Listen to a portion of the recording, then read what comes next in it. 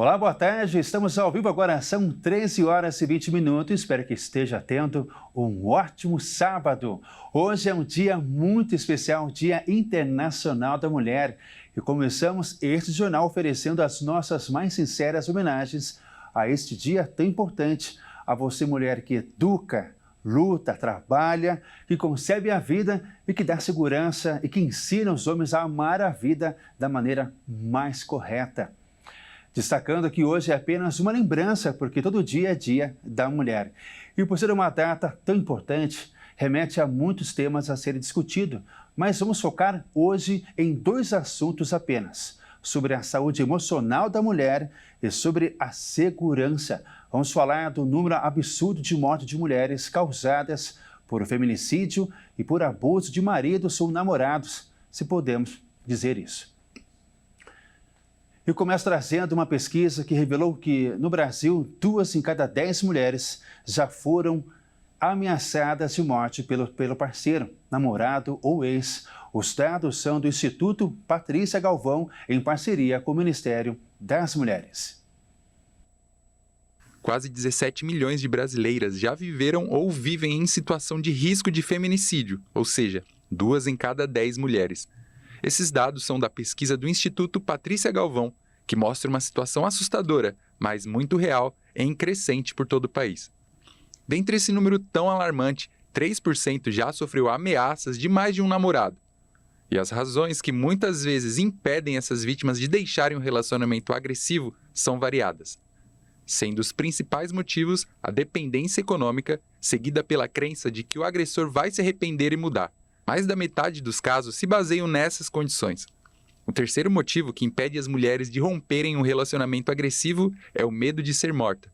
Um outro levantamento, agora feito pelo Instituto Sou da Paz, mostrou que, além do crime contra a mulher usando arma de fogo ter aumentado, ao menos 35% dessas vítimas já tinham procurado atendimento médico anteriormente devido à violência doméstica praticada pelo agressor, mostrando a recorrência e ineficiência da falta de proteção às vítimas no país. Já quando o assunto é de fato feminicídio, ou seja, assassinatos motivados pela condição de gênero feminino, o Brasil se classifica na 5ª posição de um ranking mundial, atrás apenas de El Salvador, Colômbia, Guatemala e Rússia. Só na última década, quase 12 mil casos de feminicídio foram registrados no país, sendo 1.459 crimes apenas em 2024, maior período já registrado. O presidente Lula sancionou no final do ano passado a lei que tornou o feminicídio um crime autônomo no Código Penal, incluído também no rol de crimes hediondos, fazendo com que a pena, que era reclusão de 12 a 30 anos, aumentasse para 20 a 40 anos.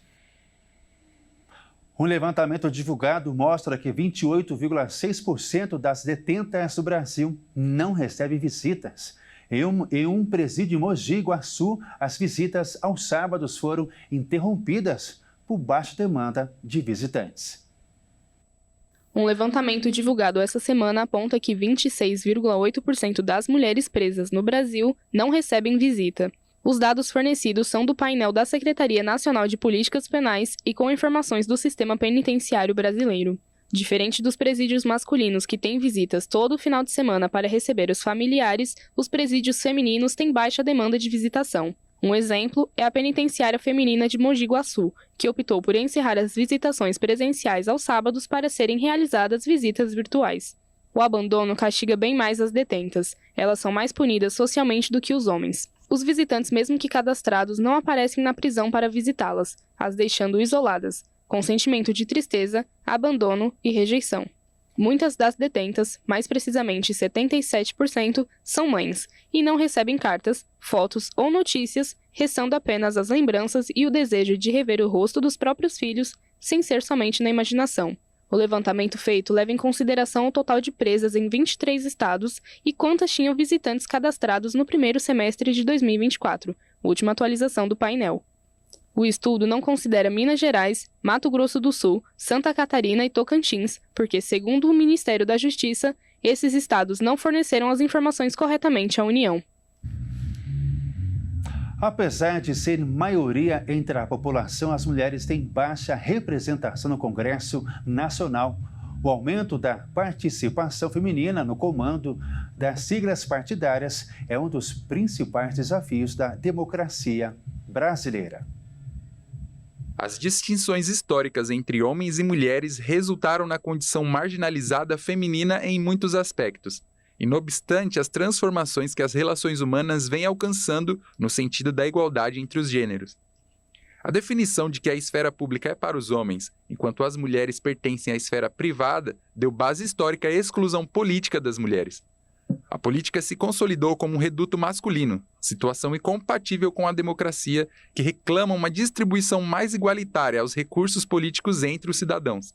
A questão do incentivo à participação política, sobretudo por meio de cotas para candidaturas, está longe de se apresentar unânime a respeito da sua aplicação. Aumentar a participação feminina no comando das siglas partidárias é um dos principais desafios da democracia brasileira. Entre os 10 partidos com maior representatividade na Câmara dos Deputados, 8 não alcançam nem 30% de presença feminina nas executivas nacionais. A proporção é ainda menor quando se fala do comando dos partidos. Apenas 5 têm mulheres como presidentes. Das 10 ministras hoje no governo Lula, 2 são ou foram presidentes de partidos, o que demonstra a importância da estrutura partidária nessas indicações. Além de Gleice Hoffmann, Luciana Santos é ministra de Ciência e Tecnologia. Além disso, é comum que mulheres sejam preteridas pelos partidos nas indicações para assumirem ministérios, lideranças no Congresso e relatorias de projetos relevantes como orçamento ou propostas sobre a administração pública e questões tributárias. Como reflexo desse cenário, estão a falta de recursos e espaços para candidatas que muitas vezes são escolhidas como laranja, apenas para cumprirem a cota de gênero exigida pela legislação. A ministra do Tribunal Superior Eleitoral, Carmen Lúcia, disse que a desigualdade é uma violência e fere a Constituição Federal, que prevê igualdade de direitos para todos os brasileiros. Ela acredita que é preciso investir na educação e na informação para as mulheres. Em um universo tão grande, encontramos sempre o lado bom e o lado ruim para as mulheres, se é possível definir dessa forma. A fome, a insegurança alimentar se contrapõem ao recorde de mulheres investidoras. O dia tem sido marcado por lutas, por direitos, com protestos e grandes manifestações por melhores condições de trabalho, igualdade de gênero e raça. Mais do que uma celebração, essa data é um marco da força e resistência das mulheres ao longo da história. Hoje, uma realidade que impacta muitos lares está relacionada à insegurança alimentar.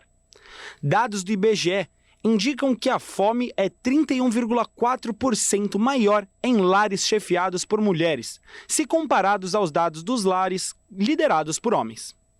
Ao analisar todos os níveis de insegurança alimentar, essa vulnerabilidade sobe para 36,6%. Detalhe: a situação piora nas casas comandadas por negras. Quanto ao recorte de gênero e raça, a insegurança alimentar grave chega a 6% das residências cuja pessoa de referência é uma mulher negra, um patamar 3 vezes superior que em lares chefiados por homens brancos. Segundo o Instituto Pacto contra a Fome, a desigualdade de gênero se manifesta na pobreza, no trabalho e também na fome. Para a co-diretora do Pacto contra a Fome, Maria Siqueira, garantir a segurança alimentar das mulheres é contribuir para a sobrevivência e o desenvolvimento de milhões de famílias brasileiras. Num universo divergente, há situações consonantes. O número de mulheres que investem em renda variável bateu recorde em 2024, crescendo 7% para R$ 1.380.000. A maior parte delas tem entre 25 e 39 anos e reside nas regiões Sudeste e Sul. Para a Bolsa de Valores brasileira sediada na cidade de São Paulo, o aumento reflete a evolução da educação financeira como um todo. Em se tratando das mulheres, as pesquisas mostram que elas se preparam e juntam mais dinheiro antes de começar a investir. No Nordeste, a Bahia concentra o maior número de investidoras, cerca de 48.700, 8,5% mais do que em 2023. No Centro-Oeste, a maior parte está no Distrito Federal, que tem 43.100 mulheres investidoras. No Norte, o destaque é o Pará, com 19.200 investidoras. Nos últimos 5 anos, o avanço de mulheres investidoras em renda variável no Brasil todo foi de quase 86%. A B3 informou ainda que a participação de mulheres no Tesouro Direto ante 2023 foi de 15%. Esse produto foi desenvolvido pela Secretaria do Tesouro Nacional, em parceria com a Bolsa de Valores, e lançado em 2022 com o objetivo de democratizar o acesso aos títulos públicos federais. O autocuidado carimba a indústria do bem-estar que fatura trilhões de dólares por ano. A prática vende a ideia de uma vida saudável, principalmente para as mulheres. Mas a origem do termo é muito mais profunda. O conceito de autocuidado ficou popular nos últimos anos. As práticas como meditação e yoga, por exemplo, incentivam principalmente as mulheres a preservar o bem-estar físico, mental e emocional. A venda de cosméticos também movimenta o mercado. Segundo o Instituto da Economia Global do Bem-Estar, o consumo de produtos para o autocuidado ultrapassa 5 trilhões de dólares por ano, o equivalente a mais de 30 trilhões de reais. A prática carrega muitos elementos de fortalecimento e empoderamento, mas a sua origem traz um significado muito mais profundo. A ideia do autocuidado surgiu na década de 60, nos Estados Unidos, e um partido que rapidamente entendeu este conceito foi o movimento radical conhecido como Panteras Negras. O grupo combatia a violência policial e lutava pelos direitos civis e sociais da população negra. Dentro desse contexto, o autocuidado surgiu como um ato de resistência, promovendo a identidade e a cultura negra. A prática do autocuidado ia além da saúde física como conhecemos nos dias de hoje. O físico e o mental também eram de grande importância para o grupo. Os Panteras Negras acreditavam que só conquistariam a igualdade social quando fortalecessem a própria comunidade em todos os aspectos. Por isso, o grupo fundou inúmeros centros de bem-estar, onde eram oferecidos programas de alimentação, clínicas de saúde e escolas de autodefesa, incentivando a dignidade da população negra. Agora vamos falar da saúde emocional da mulher. Com tantas pressões no trabalho, em casa e da sociedade, é importante saber se cuidar e até se proteger emocionalmente. Para falar deste assunto, vamos conversar com a psicóloga Juliana Piccoli. Seja bem-vinda ao nosso jornal, Juliana. Muito obrigado por ter aceitado esse convite, hein? Boa tarde. Uma honra. A honra é nossa, Juliana. A gente inicia com esse bate-papo falando sobre como é importante o impacto emocional, né? Qual o cuidado que nós temos que ter e psicológico da mulher ao tentar equilibrar as responsabilidades de ser mãe profissional, esposa e ainda dona de casa. Construídos e sobre os quais precisam corresponder a muito os valores e afirmar. Caríssima, pede para ela repetir. Mas... Se não rolar, a gente... Com toda o cotidiano, tipo de Oi, Juliana, minha caríssima, você me ouve bem, Juliana? O seu áudio está um pouquinho picotando. Se puder repetir a resposta, por gentileza, para quem está em casa, para ouvir a sua resposta, que vai trazer muita contribuição importante para quem está acompanhando a gente. Por favor, fique à vontade. Eu estava aqui. Ih, tá picotando. Tá, então um pouquinho só, estamos ao vivo, a gente faz parte, a gente vai reajustar alguns aqui, uma parte de áudio e tudo mais, tá? Enquanto isso, a gente vai trazer uma reportagem importante, para que a gente possa ter um tempo de constatar aqui, tá certo? A Ucrânia sofreu bombardeios russos na madrugada deste sábado. A explosão dos mísseis matou 14 pessoas e deixou 42 pessoas feridas. A Ucrânia foi atacada pela Rússia, que enviou pelo menos 58 mísseis e quase 200 drones. Segundo o exército ucraniano, foram usados caças para contra-atacar pela primeira vez, mas os esforços não foram suficientes e várias cidades foram bombardeadas. A mais atingida foi a cidade de Dobropilha, com cerca de 28 mil habitantes. De acordo com o Ministério da Defesa da Rússia, o alvo dos ataques eram as infraestruturas de produção de gás, mas a explosão atingiu prédios e veículos, deixando 10 mortos e ao menos 30 feridos. A nova onda de ataques ocorre em meio a tensões entre os presidentes Volodymyr Zelensky e Donald Trump. O presidente dos Estados Unidos suspendeu a ajuda militar para a Ucrânia na última semana. Zelensky solicitou à Rússia para que interrompa os ataques aéreos e navais de ambos os países para estabelecer a paz.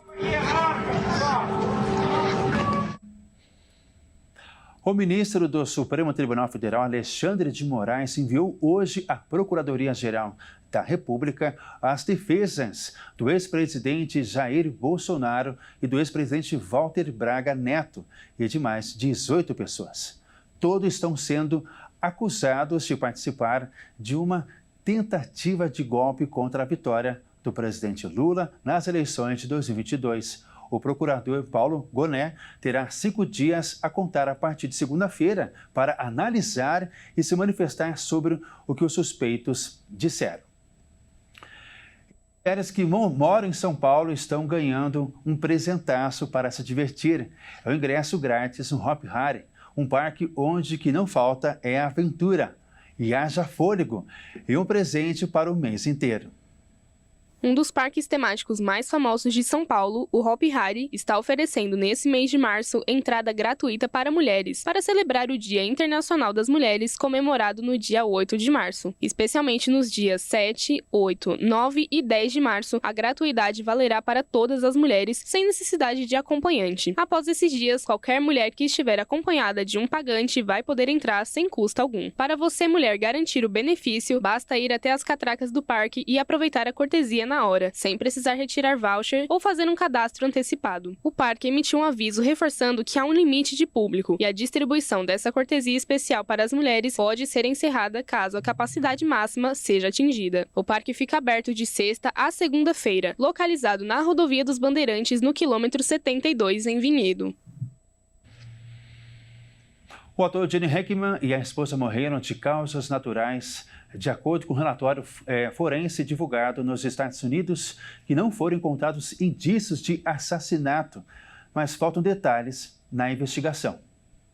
Gene Hackman, de 95 anos, morreu de doença cardíaca uma semana depois do falecimento de sua esposa, Betsy Arakawa.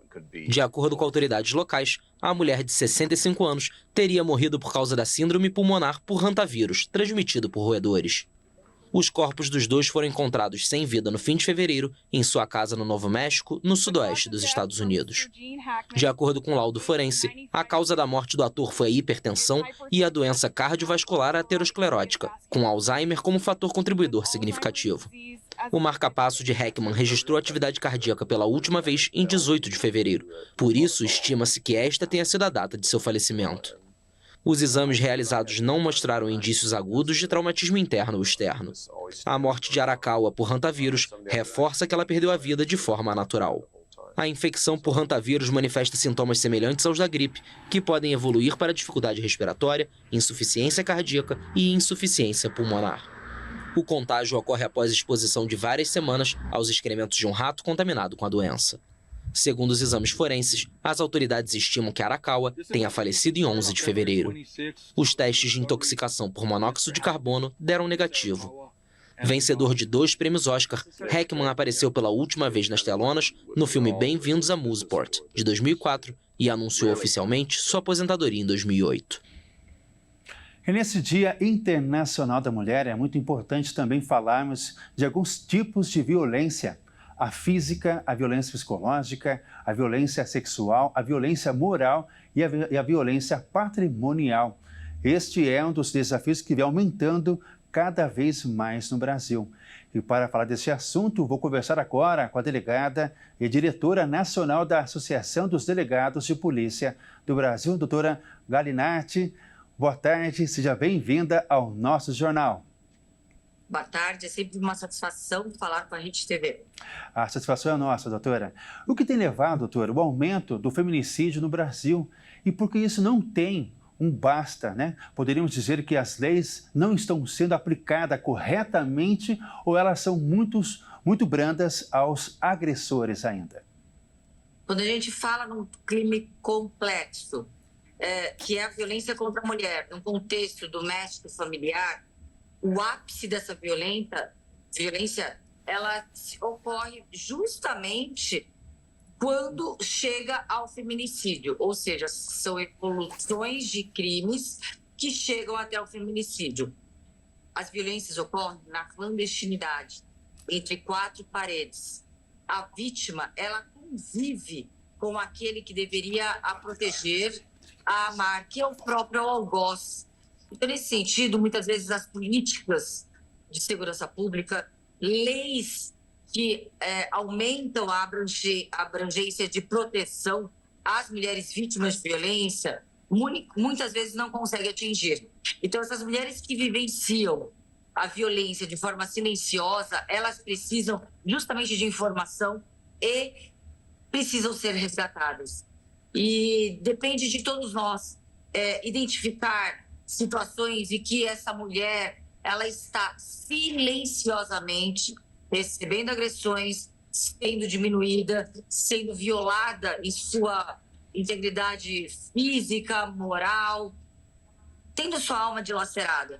A partir do momento que a gente consegue resgatar essa mulher e retirá-la desse ciclo de violência, ela tem condições de não ser mais uma estatística do feminicídio. Perfeito. Quero até trazer um caso importante que, recentemente, o homem de 56 anos, identificado como Rogério Gonçalves, se tornou suspeito por assassinar na região central da cidade de São Paulo a ex-mulher Elaine Castro, de 53 anos. O crime foi cometido porque ele não aceitava o fim do relacionamento. E esse homem já tem várias passagens pela polícia, como agressão de uma ex-noiva e por matar uma outra ex-companheira. E por esse assassinato anterior, ele foi preso, mas acabou sendo solto por bom comportamento, doutora. A lei não foi muito branda para ele, já que tem um histórico agressivo e de assassinato? Você está certíssimo. Temos leis muito fracas, leis que não dão a resposta proporcional e adequada para a gravidade do crime que é praticado. Isso faz com que aquele agressor, com que o criminoso perceba a impunidade latente. Ele percebe que não existe a certeza do castigo. Então, é necessário uma reformulação da nossa legislação. Temos leis, muitas leis que versam, inclusive o novo pacote antifeminicídio, lei sancionado ano passado, mas ainda precisamos de como se fosse uma força-tarefa multidisciplinar em várias esferas da sociedade, atuando de forma permanente na conscientização, na identificação do que é violência, tirarmos do inconsciente coletivo que a mulher merece certas agressões, certas violências. Esse é um exemplo clássico. Muitas vezes a gente percebe que a mulher ela é colocada como corresponsável da agressão. E a outra mulher que entra no relacionamento, ela também acredita, se aquela mulher anterior foi agredida, muitas vezes no inconsciente coletivo, é porque algo ela fez. E isso não ocorre em outros crimes. A gente vê essa pecha de tentativa de culpabilizar, a tentativa de culpabilizar a vítima somente em crimes que versam a mulher, crimes sexuais, o que a gente não vê em crimes patrimoniais. Perfeito. Eu achei interessante quando a senhora citou em relação à equipe multidisciplinar. O que seria isso? Só para explicar para quem está em casa. Precisamos da sociedade civil, precisamos da família, precisamos do núcleo e acadêmico escolar, precisamos dos veículos de comunicação na imprensa. E aqui eu venho tecer elogios à RIT TV, que sempre aborda temáticas essenciais que podem sim despertar vítimas que permanecem na escuridão, na inércia do silêncio e vivendo esse ciclo de violência. Inclusive, já ao vivo, num programa da RIT TV, uma espectadora, ela confessou que ela vivia anos calada e silenciada agressões. Então, é isso que nós precisamos, mudar o inconsciente coletivo, de que tem muita elasticidade, até mesmo muita complacência, muita aceitação para crimes contra a mulher. Isso é verdade. É dar voz à mulher, né, doutora? E também protegê-la. Eu quero trazer uma outra reflexão importante. Em 5 anos, 7.000 feminicídios foram registrados no Brasil. Só no ano passado foram 1.459 mulheres mortas, de acordo com o Sistema Nacional de Informações de Segurança Pública. O Estado de São Paulo diz que vai ampliar o uso da tornozeleira eletrônica para agressores ou para conter a violência doméstica. Como a senhora vê esta situação e por ouvirmos falar muito pouco desse dispositivo de proteção à mulher, já que o Estado tem registrado um aumento expressivo de violência e de feminicídio no país? A gente não vê muito uma bandeira de ampliação das tornozeleiras eletrônicas, não somente com crimes contra a mulher, com agressores de mulher, mas em outras formas de práticas criminosas. É necessário que a gente utilize a tecnologia para instrumentalizar a polícia e principalmente para proteger a vítima. A vítima não pode mais estar relegada como um mero objeto do sistema de justiça, servindo somente para uma condenação ou até mesmo uma absolvição daquele que pratica o crime. É necessário que essa vítima tenha reais proteções, não só aquela que está descrita na legislação, mas que políticas públicas cheguem até ela e que a possam proteger. Perfeito. As medidas protetivas são mecanismos jurídicas de proteção para pessoas que estejam em situação de risco para preservar a saúde física e mental das vítimas. Mesmo assim, muitos agressores não se preocupam porque acham que é apenas um papel. Nós temos ouvido, doutora, relatos que muitas mulheres não se sentem seguras com esse documento. Como a senhora vê esse tipo de comportamento?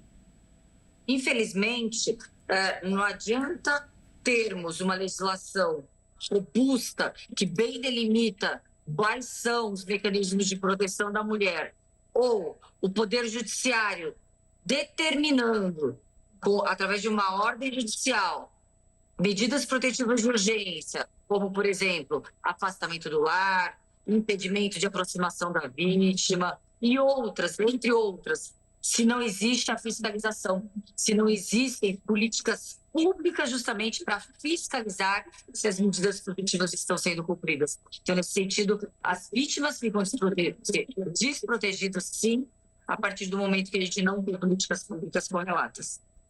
Perfeito. E quais são os caminhos que as mulheres podem buscar para pedir ajuda? Os amigos e familiares podem também denunciar?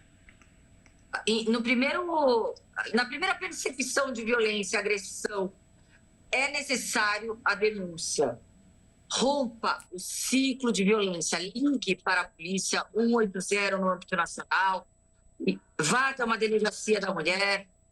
Pode também a denúncia ser recepcionada de forma online, através de boletins eletrônicos online, boletins de ocorrência online, pelo site oficial das polícias civis de cada estado. O importante é romper o ciclo de violência antes que seja tarde demais e que essa vítima figure como mais uma estatística de feminicídio.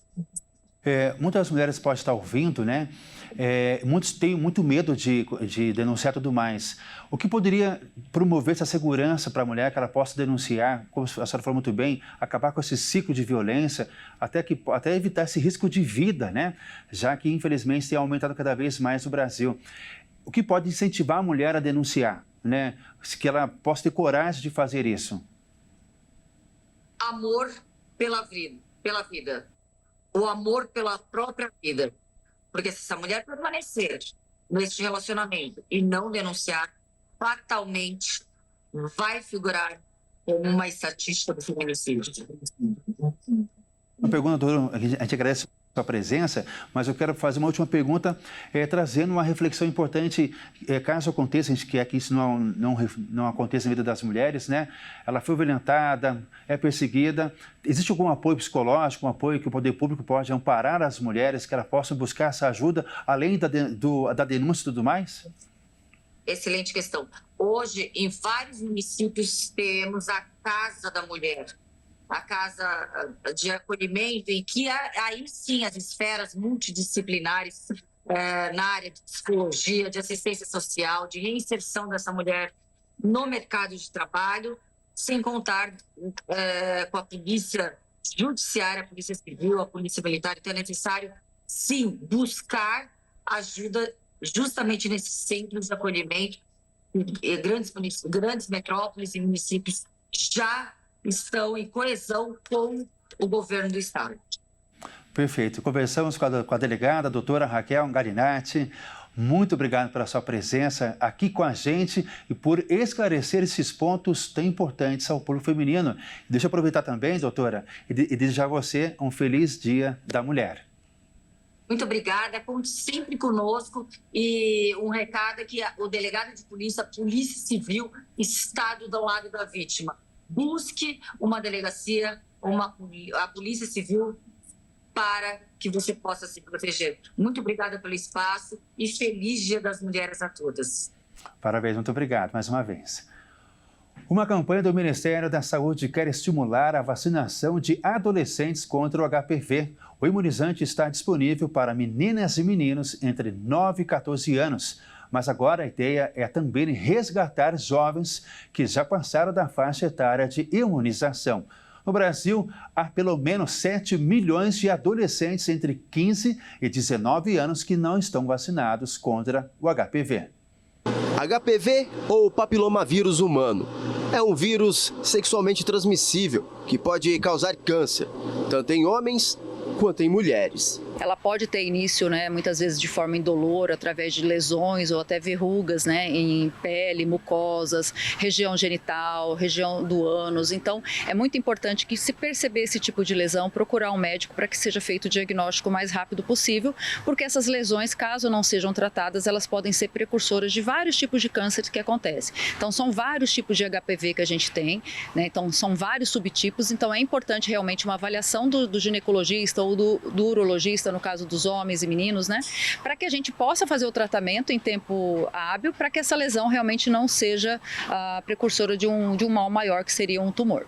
A melhor maneira de prevenir é com a vacina. Mas no país, o índice de vacinação contra o HPV em meninas atinge apenas 57%. E nos meninos, não chega a 40%. Sendo que o ideal para prevenir a doença é uma cobertura de 90%, conforme o Ministério da Saúde. Em Campo Grande, a vacina está disponível em todas as unidades, para a faixa etária de 9 a 14 anos. E a aplicação é feita em uma única dose. Ano passado a gente teve uma cobertura de 80% em cima dessa população de 9 a 14 anos. Os anos anteriores foi um pouco mais baixo, então isso ajudou bastante. Mas ainda a gente tem aí uma população que não está procurando a vacina. O HPV é o vírus responsável por quase 100% dos casos de câncer do colo do útero. O terceiro com maior incidência entre as mulheres brasileiras. Por isso, a importância da prevenção o quanto antes. Por isso que é muito importante a gente ter consultas regulares à unidade de saúde, buscar o ginecologista, buscar fazer o preventivo para que a gente possa detectar essa lesão o quanto antes e ser tratável. Todas essas lesões existem medidas que precisam ser tratadas com a retirada dessa lesão para que ela realmente não venha a ser um câncer de colo do útero. Ou até mesmo no caso dos meninos, um câncer no pênis ou um câncer no ânus. Então, outros tipos de câncer também que a gente tem em mucosas. Então, é importante a gente, a partir do momento que percebe uma lesão estranha, procurar atendimento médico o mais rápido possível. Iniciada há cerca de 10 anos, no ano passado a vacinação também ganhou outros públicos. Principalmente para a população que faz uso da profilaxia pré-exposição ao HIV, que é a nossa PrEP, que a gente chama. Então, hoje, quem tem de 15 a 45 anos, faz uso da PrEP, pode estar procurando a unidade de saúde para tomar o HPV. Outra população também são os imunocomprometidos, que muitas vezes não procuram a vacinação e ela está disponível para eles. Basta comprovar que ela é uma pessoa imunocomprometida, ter um laudo médico, também fará jus a essa vacinação. População de 9 a 45 anos. E também a população que é vítima de violência sexual também, ela é informada, quando ela procura a unidade de saúde, que a vacina também está disponível, direcionam essa pessoa para uma unidade de saúde também para fazer o uso da vacina. Embora haja avanços na estrutura de prevenção, ainda há no Brasil pelo menos 7 milhões de adolescentes entre 15 e 19 anos que não estão vacinados contra o HPV. Com isso, o Ministério da Saúde quer retomar a vacinação para esses jovens que já passaram da faixa etária de imunização. O município de Campo Grande ainda está organizando toda essa estratégia para a gente ver qual é a melhor maneira da gente abordar essa população, onde fazer toda essa vacinação, se será nas unidades, buscar auxílio também em escolas, universidades, para que a gente possa atingir. Então, por enquanto, é 9 a 14, disponível na rede de saúde do SUS. Quem tem interesse é fora dessa faixa etária, a vacina também é disponível em rede particular, né? É importante frisar isso também. E é uma ferramenta que está aí disponível para prevenção. Se a pessoa tem dúvida em relação à eficácia, à segurança da vacina, nada melhor do que um profissional de saúde para tirar essa dúvida junto com o pai ou responsável dessa criança. E para celebrar o Dia das Mulheres, essa data tão importante, a pastora Thaís Benevente mandou uma mensagem muito especial para as mulheres que estão nos assistindo e ainda fez um convite para o culto das mulheres que vencem, que vai acontecer na semana que vem, na sede da Igreja Internacional da Graça de Deus. Olá, Ismael, obrigada pela oportunidade de trazer aqui uma mensagem nesse dia tão importante, o Dia Internacional da Mulher. E hoje eu queria trazer um lembrete para você, o quanto você é importante para o Senhor, o quanto você é relevante para Deus e para a obra dele. Todas nós, assim como os homens também, todos os seres humanos, temos um projeto especial planejado por Deus já desde o ventre da nossa mãe. A mulher, claro, um pouco mais sensível, uma sensibilidade aflorada, vendo às vezes as coisas que muitos não veem, eu acredito que isso já está no nosso DNA, porque o Senhor nos criou para sermos auxiliadoras, ajudadoras. Por isso, nossa visão é muito ampla para muitas coisas e glórias a Deus por isso. Eu convido você a usar esse dom maravilhoso que Deus te deu para o reino dele, para o bem da obra dele, na sua casa, para com seus filhos, com seu marido, com seus colegas de trabalho. E a minha oração nesse dia por você é que você continue sendo muito usada por Deus e, primeiramente, sendo filha, antes de serva, ser filha de Deus. Assuma a sua posição como filha, como herdeira do Senhor, herdeira das bênçãos de Deus. Aproveito essa mensagem para fazer aquele convite todo especial para você estar aqui comigo no próximo sábado, o grande evento das mulheres que vence, a nossa comemoração, o nosso grande evento, o nosso pontapé inicial para esse ano de 2025, Acende uma Luz, no grande evento chamado Iluminadas. Você será iluminada por Cristo e vai iluminar todo o caminho por onde você passar. Aqui na Avenida São João, 791, no centrão da cidade de São Paulo, em 2 horários, às 11 e também às 4 horas da tarde. Escolha o melhor horário, venha, sempre logo após o Show da Fé com o missionário R.R. Soares. Olha, um grande abraço para você, mulher, e que Deus abençoe você nesse dia especial para nós, a gente merece. Obrigada, Ismael, Deus abençoe a todos. Feito o convite todo especial pela pastora Thaís Benevente, a você, mulher que está nos acompanhando. O jornal vai finalizando, aproveita o final de semana, um abraço no seu coração, tchau!